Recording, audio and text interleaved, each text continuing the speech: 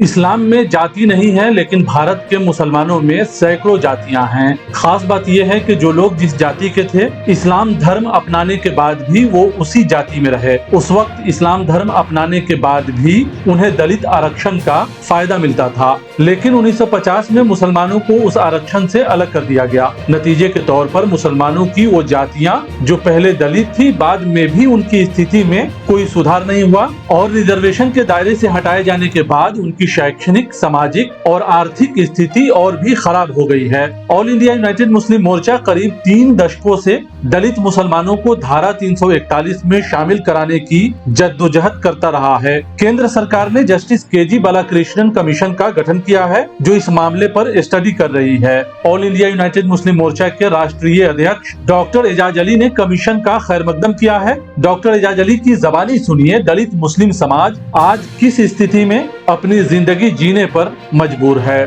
पिछले जुमा को, मतलब के 23 तारीख को जस्टिस केजी बालाकृष्णन कमीशन यहाँ आया हुआ था।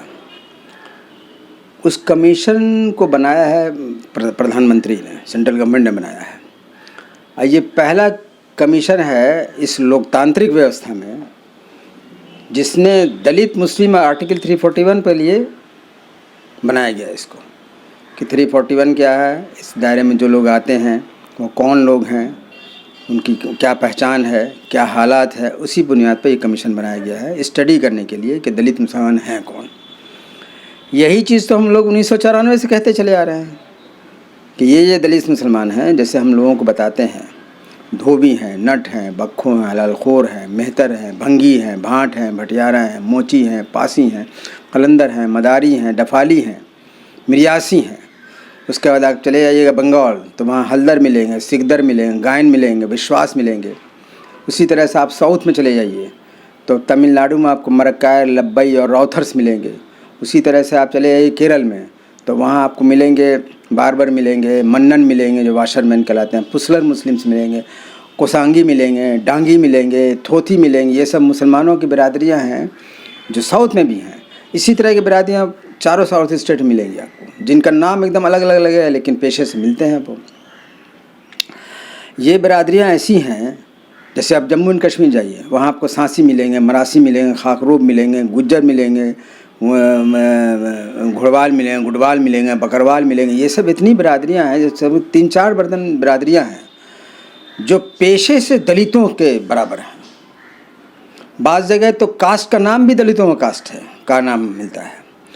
तो हम लोग इसी सवाल को पिछले 1994 से पहली मरतबा उठाया भारत के इस लोकतांत्रिक व्यवस्था में, इतिहास में बल्कि कहिए कि पहली मरतबा किसी शख्स ने उठाया कि दलित मुसलमान भी होते हैं और इनके साथ संविधान की धारा 341 में धर्म के आधार पर नाइंसाफ़ी की गई है। तो वो आपको तो पता ही है कि जो शेड्यूल कास्ट ऑर्डर आया था वो 1936 में आया था, ब्रिटिशर्स ने लाया था, वो अंबेडकर साहब के पहल पे आया था और उस वक्त उसमें कोई रिस्ट्रिक्शन नहीं था। सिर्फ इतना ही कहा गया था कि इसमें इंडियन क्रिश्चियन और बुद्धिस्ट बंगाल ये दोनों इसमें इंक्लूडेड नहीं हैं। फिर से सुन लीजिए, इंडियन क्रिश्चियन और बुद्धिस्ट बंगाल इसमें शामिल नहीं है। बाकी जो हिंदू कम्युनिटी में लोग में दलित हैं, जो मुस्लिम कम्युनिटी के दलित हैं, जो सिखों में दलित हैं और जो बुद्धिस्टों में है बंगाल छोड़ के, उनको डिबार नहीं किया गया था, उनको रखा गया था। सिर्फ इंडियन क्रिश्चियन को नहीं रखा गया था। ब्रिटिश हुकूमत थी, अब क्या समझ के नहीं रखे, ये चीज़ थी। लेकिन 10 अगस्त 1950 संविधान लागू हो गया, इस कानून के साथ लागू हुआ कि schedule caste, schedule tribe reservation किनको दिया जाएगा। लेकिन 10 अगस्त 1950 को एक ऑर्डर आया और उसमें कहा गया कि एक धर्म विशेष के मानने वालों को ही सिर्फ ये दिया जाएगा, बाकी जितने रिलीजियस माइनॉरिटीज़ थे सब इससे बाहर कर दिए गए। ये एक ऐसा ऑर्डर था जो प्रेसिडेंशियल ऑर्डर 1950 कहलाता है। ये एक कलरेबल ऑर्डर था, अनकॉन्स्टिट्यूशनल था, एकदम कॉन्स्टिट्यूशन खिलाफ, जो फंडामेंटल राइट्स उसके खिलाफ था। ये आर्टिकल 14, 15, 16, 17, 25 इस सब के ख़िलाफ़ है ये। लेकिन इसको लाया गया, 10 अगस्त को इसको लागू कर दिया गया। जिसका नतीजा ये हुआ कि जो रिलीजियस माइनॉरिटीज़ में दलित कमेटी के लोग थे, जिनकी बड़ी आबादी है, जिनका नाम अभी आपको हमने बताया, उन लोगों के हिसाब से डिबार कर दिया गया। जबकि 1950 के पहले 1936 से उसके हकदार थे।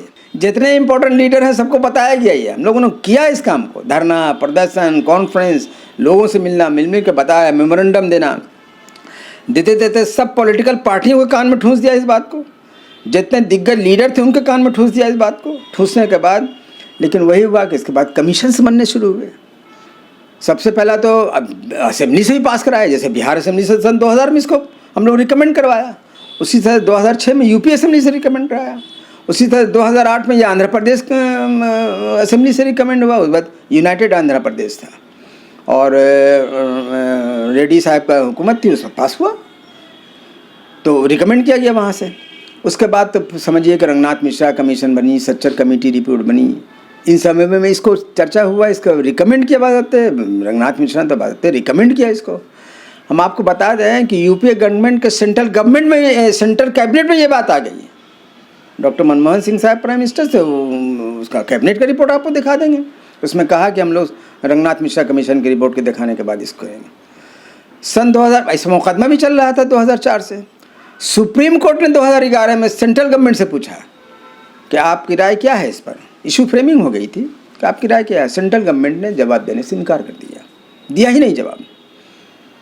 ये हमारे लिए मिसफ्यूर जोन था। जो यूपीए गवर्नमेंट, जो सेकुलर गवर्नमेंट कहलाती है, जिसके सामने इतने दिनों से सवाल खड़ा किया गया, उसने इसका जवाब नहीं दिया। इसमें सबसे बड़ा अड़ंगा सेंट्रल कैबिनेट मिनिस्टर थी ममता बनर्जी, वो अड़ंगा बन गई, जिसके वजह से फैसला नहीं हो सका कैबिनेट। अगर फैसला हो गया होता, ये 22 जनवरी 2011 की बात है, अगर फैसला हो गया होता तब समझिए कि ये मामला हल हो गया होता। अगर सेंट्रल गवर्नमेंट कह दी होती कि ठीक है, ओके कर दिया, इसको हो जाता। लेकिन सेंट्रल गवर्नमेंट तो इंटरेस्टेड ही नहीं थी। मतलब बताया आपको क्या कि देखिए कि आज बीजेपी की हुकूमत है, ये पता है कि माइनॉरिटीज़ बीजेपी से दूर रहता है, लेकिन इसी गवर्नमेंट ने पसमानदा मुसलमान की बात की, बैकवर्ड मुस्लिम्स की बात की।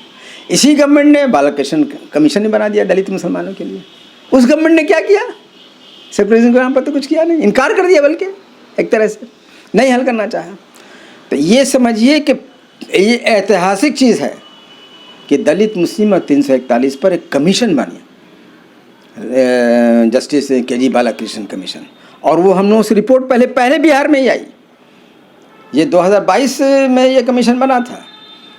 तो आप जानते ही हैं कि ये सब जितने कमीशन होते हैं सब पॉलिटिकली मोटिवेटेड होते हैं। आज ऐसा माहौल है कि सबसे पहले बिहार में ही आई और बहुत अच्छा हुआ, बहुत अच्छी डिबेट हुई। बहुत लोग, कमीशन को भी समझना पड़ा कि मुसलमानों में इतने लोग हैं। 341 का मसला ये प्योरली सोशल मसला है, इसको मज़हब से कोई मतलब ही नहीं है।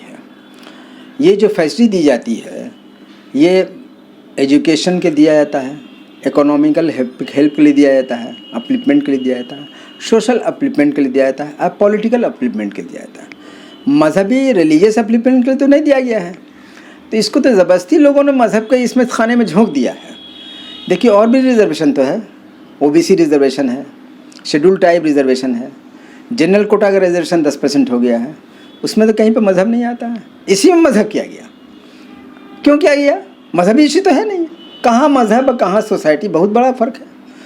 तो इसमें ये शर्त लगाया गया जो कांग्रेस की माने बदनीयती कही है कि जो लोग छुआछूत के शिकार रहे और जो लोग ज़ात पात के शिकार रहे उन्हीं को ये फैसिलिटी दी जाएगी। माने कास्ट अनटचेबिलिटी दोनों को फैक्टर बनाया गया शेड्यूल कास्ट के लिए। तो मेरा ये कहना है कि जो मुसलमानों में दलित हैं वो तो दोनों इस क्राइटेरिया के अंदर ही आते हैं। कास्ट तो होते ही हैं, जो आपको बता दिया इतना कास्ट होते हैं, ठीक है, एक इजैलिटेरियन मज़हब है, लेकिन कास्ट सिस्टम तो ही है समाज में। भले इस्लाम कास्ट की इजाज़त नहीं देता, लेकिन कास्ट सिस्टम तो समाज में ही है। क्या हिंदुइज्म सनातन धर्म ज़ात पात की इजाज़त देता है? नहीं देता है। हिंदू समाज में भी ज़ात पात है। तो समाज एक अलग चीज़ है, मज़हब एक अलग चीज़ है। एक चीज़ तो ये हो गया। इसलिए जो लोग ये कह के बहाना बनाते हैं कि कास्टिज्म नहीं है इनके यहाँ, वो समझिए कि सिर्फ आपको आपका अधिकार नहीं देना चाहते हैं, इसलिए बोलते हैं ऐसी बोलिए, बहाना है वो एक। उसी तरह से अनटचेबिलिटी, देखिए, इस्लाम में अनटचेबिलिटी कोई गुंजाइश नहीं है, हिंदुइज्म में भी नहीं है, लेकिन समाज में है। तो भारत एक पूरा समाज मानिए, पूरा भारतीय लोग एक समाज है। उसमें दो कैटेगरी के लोग हैं। एक वो हैं जो छुआछूत का प्रैक्टिस करते हैं, एक सेक्शन वो है जो छुआछूत का शिकार होता है। दो हैं। तो जो छुआछूत का प्रैक्टिस करने वाली समाज है, जिसको दबंग समाज कह लीजिए या सवर्ण समाज कह लीजिए, वो किसी मज़हब का हो, छुआछूत प्रैक्टिस करता है, चाहे किसी मज़हब का मानने वाला, सवर्ण हो या दबंग हो, छुआछूत प्रैक्टिस करता है। उसी तरह से जो समाज का जो हिस्सा छुआछूत का शिकार है, चाहे किसी समाज का हो, किसी मज़हब का मानने वाला हो, वो छुआछूत का शिकार है। अब आप समझिए इससे, एक सफाई काम करने वाला, जिसको भंगी कहिए, स्वीपर कहिए, या भंगी कहिए, मेहतर कहिए, डोम कहिए, हलालखोर कहिए, जो कह लीजिए आप, काम तो वो सफाई करने का रहा। और ऐसा नहीं है कि मुस्लिम स्वीपर मुस्लिम दरवाजे पर जाएगा और हिंदू स्वीपर हिंदू दरवाजे पर, उसको तो सब दरवाजे पर जाना है। तो समाज का जो हिस्सा इनसे छुआछूत करता है वो करेगा, चाहे वो मुस्लिम चाहे हिंदू हो। वो नहीं देखता है कि समाज जो सफाई कर रहा है ये हिंदू है या मुसलमान, वो नहीं देखता। वो सिर्फ देखता है कि सफाई कर रहा है, ये गंदा है, अछूत है, ये समझता है। तो उसमें मुस्लिम हिंदू तो दोनों आ जाते हैं। अगर कोई मुसलमान ही किसी सवर्ण के दरवाजे पर जाएगा और सफाई का काम कर रहा होगा तो उसको गले लगा लेंगे, वो नहीं लगाएंगे। या कोई मुस्लिम ही चला जाएगा उनके सफाई पर काम करे तो उसको गले लगा लेंगे, नहीं लगाएंगे, छुआछूत है। उसी तरह से कोई हिंदू ही सफाई करने वाला किसी ऐसे मुसलमान के दरवाजे पर चला जाए जो छुआछूत का प्रैक्टिस करते हैं, उसको गले लगाएंगे, नहीं लगाएंगे। ना तो हिंदू भंगी को लगाएंगे, ना मुस्लिम भंगी को लगाएंगे, छुआछूत बरतेंगे ही वो। तो समाज का जो हिस्सा छुआछूत बरतता है, जो प्रैक्टिस करता है, उस सबके साथ करता है, चाहे वो भंगी हिंदू हो चाहे मुसलमान हो। लेकिन जो नहीं प्रैक्टिस करता है वो किसी के साथ नहीं कर रहा है, चाहे हिंदू या मुसलमान हो। तो छुआछूत की प्रैक्टिस पर ही दिया गया है ये। तो प्रैक्टिस करने की वजह से मिलता है। तो अगर हिंदू भंगी को मिलता है तो मुस्लिम भंगी को क्यों नहीं मिलेगा? अगर हिंदू हलालखोर को मिलता है तो मुस्लिम हलालखोर क्यों नहीं मिलेगा? अगर हिंदू धोबी को मिलता है तो मुस्लिम धोबी को क्यों नहीं मिलेगा? अगर हिंदू नट को मिलता है तो मुस्लिम नट को क्यों नहीं मिलेगा? अगर हिंदू मोची को पासी को मिलता है तो मुस्लिम मोची पासी को क्यों नहीं मिलेगा? तो ये नाइंसाफ़ी हुई सिर्फ दो बहाने पर कि इनके यहाँ कास्ट नहीं होता है, छुआछूत नहीं पाया जाता। तो हम तो लोगों को ये बताना चाहते हैं कि कास्ट और छुआछूत, इसको धर्म से मतलब नहीं है, ये प्योरली एक सोशल प्रैक्टिस है और ये भारतीय समाज का प्रैक्टिस है, किसी धर्म का प्रैक्टिस नहीं है। जो लोग कहते हैं कि छुआछूत तो हिंदू धर्म होता है, ये धर्म की प्रैक्टिस नहीं है। हम तो दावे के साथ कहते हैं कि सनातन धर्म में भी छुआछूत नहीं है, लेकिन समाज करता है। इसलिए कि समाज एक अलग चीज़ है, भारतीय समाज, और उसमें किसी धर्म के मानने वाले लोगों जो छुआछूत करते हैं वो करते हैं, और वो नहीं देखते हैं कि जिसके साथ छुआछूत कर रहे हैं वो हिंदू है कि मुसलमान है। तो मिलना तो चाहिए फैसिलिटी।